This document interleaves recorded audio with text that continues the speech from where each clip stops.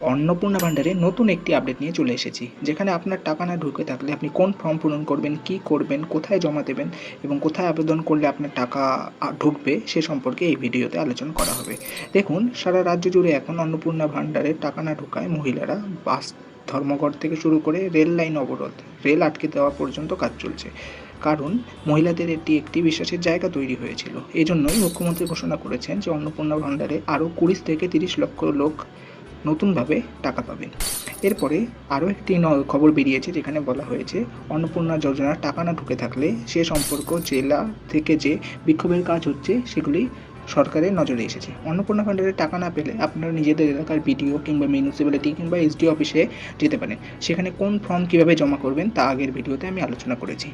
এর পাশাপাশি আপনাদের মনে রাখতে হবে, এই আবেদনপত্রগুলির ক্ষেত্রে নিজেদের অরিজিনাল ডেটা এবং কাগজে জেরক্স কপি নিয়ে যেতে হবে, তা জমা দিলে আপনাদের কাজ হবে। মুখ্যমন্ত্রী আজ যেমন ঘোষণা করেছেন আরও বহু মানুষ টাকা পাবেন এবং যারা যোগ্য তাদেরও টাকা পাওয়ার কাজ আটকে গেছে, কারণ তাদের ভেরিফাই না হওয়া। এই ভেরিফিকেশনের কাজ জেলা জুড়ে চলেছে। কিছু কিছু কাজ 10 জুলাইয়ের পর হয়েছে, সে কারণে টাকা নির্দিষ্ট সময় ঢোকেনি।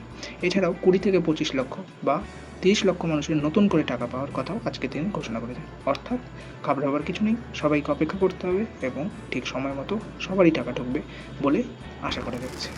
ধন্যবাদ।